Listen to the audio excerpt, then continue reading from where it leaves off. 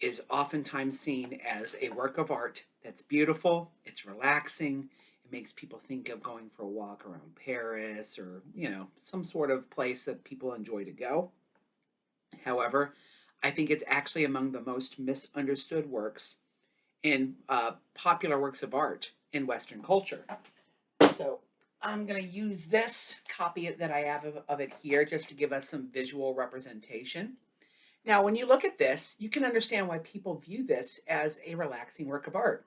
It looks like that nice little seat on a cafe where you like to go and drink some of your latte, maybe a place where you can go at night and relax as you're walking around town. And so you might think of this as a very calming picture.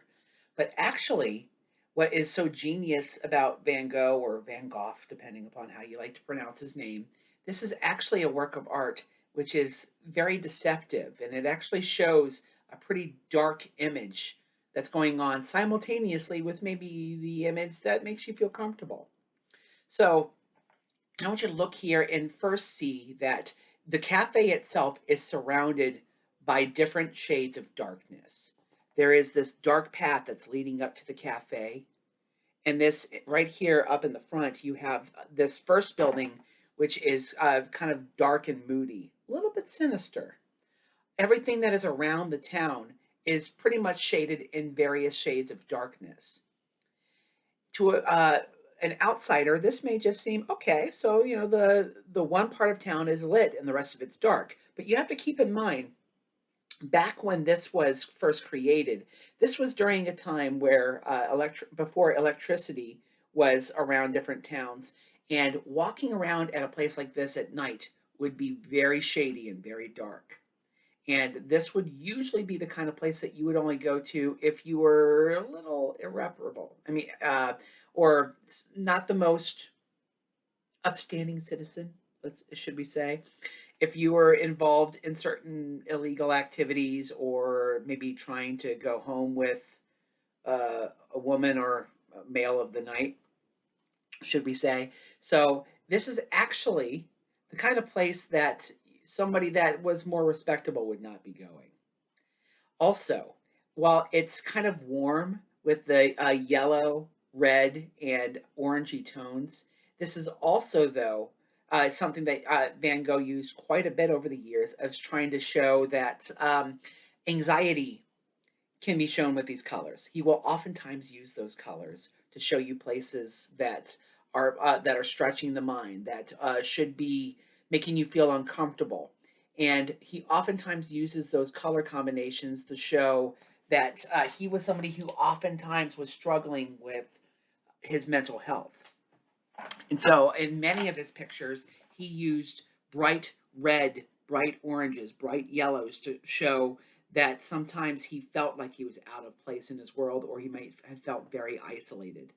And think about that picture. It's right there in the middle. You have that very concentrated yellow, orange, and red, meaning that it's a very isolated place, although it's right out there in the open. Some other things that you may not have noticed, and forgive me, I put it down for a second just so it's not so obnoxious, but there's this shady person over here in the corner. Now, it could just be some person who's, walking around inside the building, but it also is a very dark and kind of sinister image that over here that there's somebody lurking in the darkness. And quite oftentimes in these kind of places, that's the kind of person you'd run into. Somebody who's maybe not somebody that you want to run into in the middle of the night when it's dark. Let's just say that. Other things I want you to notice, there's a lot of tables out here in the open. So there are some people sitting back here where it looks okay, but he chose to put these isolated tables where you're all by yourself right out here in the front.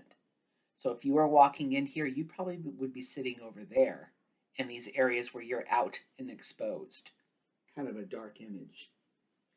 Other things I want to show you, that there's some orangey and kind of a, best described as like a puke green going on the windows over here. Again, this is a very dark, seedy part of town that he's walking around. So when we're looking at this kind of image, what I think is so great is that he was able to bring both the beauty and the horror out of these kinds of underbelly places of society. I think he found them both fascinating, exciting, but also kind of scary because, well, they kind of were. And it placed him in places where he was oftentimes in danger, and he lived a lot of his life in physical danger. And unfortunately, I think that was probably also part of the reason why he had such a hard time getting off the ground as a independent selling artist. He kind of developed a reputation for being around areas that a lot of people that were more reputable didn't want to go. But that's also part of what makes him exciting and it makes his art so beautiful today. There's a duality to it, which makes it fascinating to look at.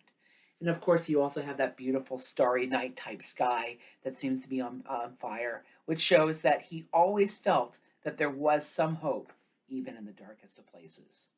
Thank you for joining me. Let me know in the comments how you feel about this video and just discussing some of these great works of art. And I guess I'll talk to you again soon. Bye bye.